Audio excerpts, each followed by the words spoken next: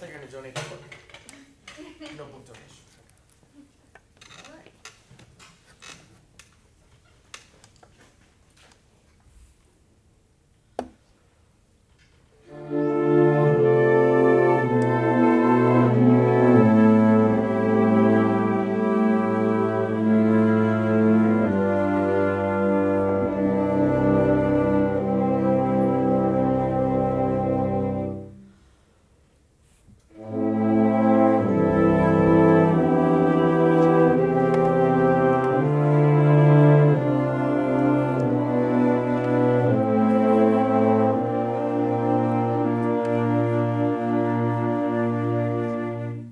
So good for your first time.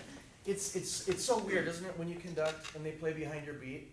It feels like, well, they're not going to play, and then finally they play, and then, well, should I keep going or should I slow down and be with them? I was reading all that in your, were you feeling that? So, a notebook.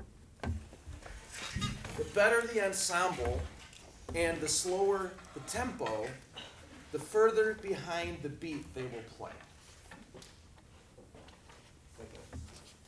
Three-part sentence. The better the ensemble, the slower the music, the more behind the beat they will play. And it's because they respond to each other as much as they respond to the conductor, which is very good.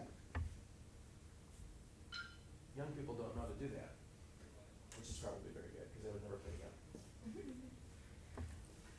So it was fun to watch you the first time kind of feel that and felt awkward.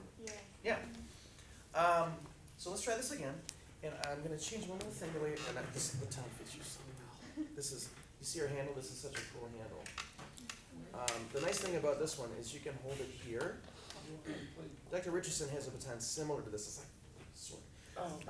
he holds it kind of like this, which is great because then it really helps him conduct more from the tip rather than holding it here, which also works. I'm not sure. Maybe try it here this time and see if you like that.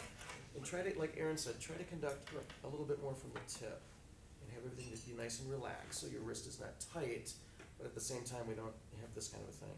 So the baton always functions as an extension of your arm. Dr. Ross, can I add something? And you're breathing really well with the ensemble. That's terrific. Aaron? Did you play softball when you, did you throw anything as a kid? Okay, well, the motion of throwing a softball or a baseball or whatever is like this, and to follow through, you have to snap your wrist. So if you have a tennis ball or something like that in your apartment or a ping pong ball or whatever, think about that unraveling motion, and that's the same kind of motion you want to get all the way to the end of your baton. Okay. Good. I'm just going to change the way I hold the baton a little bit, just more like that. Yeah. There you go. Good. Thank you.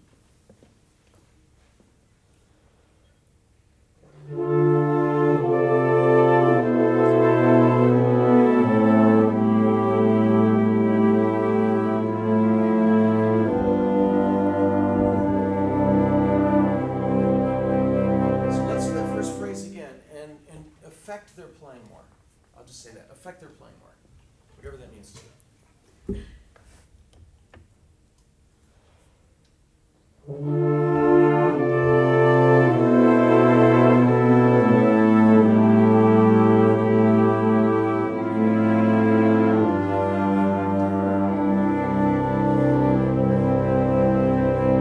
Okay, now I can tell what you wanted. I'm going to conduct the same interpretation, but a different way. And again.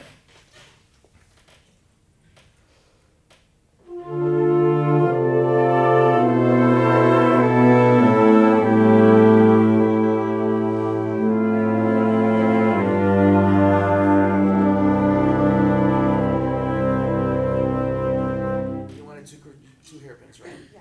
Now, how did I do it differently, and why did they somehow play it? Why was it more clear what I wanted? You actually showed the crescendo, so I just make it bigger. Right, notebook. The least effective way to show a crescendo or diminuendo is to only show it through the beat pattern.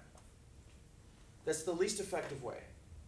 Now it becomes the most effective way if we show it through the beat pattern and the left hand and the face, because then we're communicating with more parts of our body, And players can see more of a differentiation between the left hand that is independent, rather it be mirroring the right, even though the pattern is getting bigger.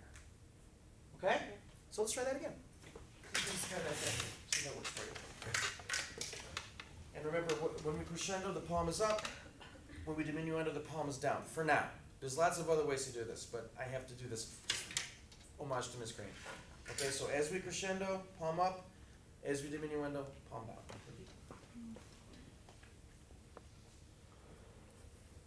Again, keep your tips really together and breathe like you're going to play with me. And also, I'm showing a little hitch right where that downbeat's going to be, so they know right where to play the note. And again. And it can be right together. Okay.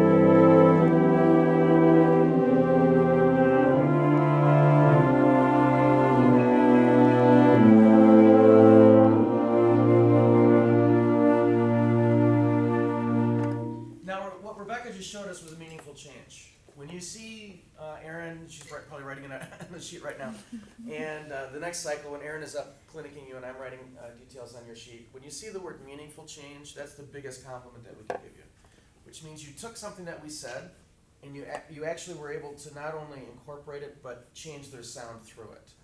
And meaningful change is difficult to achieve when you're conducting your peers because we're a little nervous and, all this. And we all feel the same way. That's why I said at the very beginning of the class, this is the most critical yet the most supportive class you'll ever be in your life. And it really is true. Well, except for next semester when you're conducting.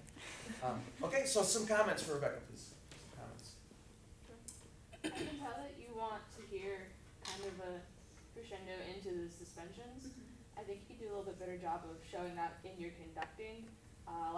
For example, in measure 3, altos have a 9/8 suspension. A little bit better showing it either with your left hand, a little bit of a crescendo, and then back it off. Rachel? I thought it was awesome how you just added in your left hand kind of effortlessly and it just worked. Like, I think most people would have trouble with that. She made it look easy, didn't she? Yeah. No, I was gonna say the same thing. Your left hand was really comfortable.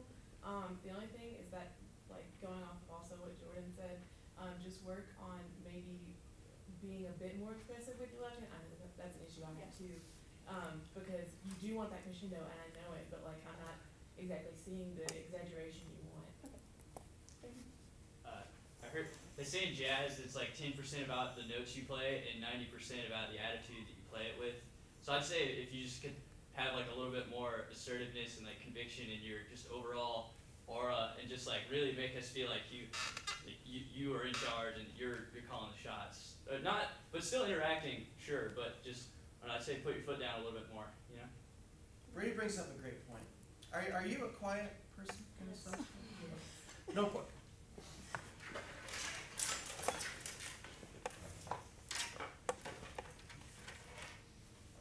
Before you write this down, let me just mention this thing first. You all became musicians for a particular reason. And it was probably because there was one moment in your life that you experienced something through music that you wanted to experience again. Now, those of you that want to become teachers want to be teachers for a similar yet different reason. Probably another moment that is similar but different. Now, this is what I want you to write down. Through music, as a player, you get to live out of your personality. If you're quiet, you can play bombastic music. If you're an outward person, you can play music that is very subtle and inward. As a conductor, you get to live out of your personality in front of your ensemble and help them to live out of theirs. So everything that you want your future students to do, bless you, you have to first do for them. You have to be the change that you want to see. So I'm really glad you made that comment, Brady. That was spot on.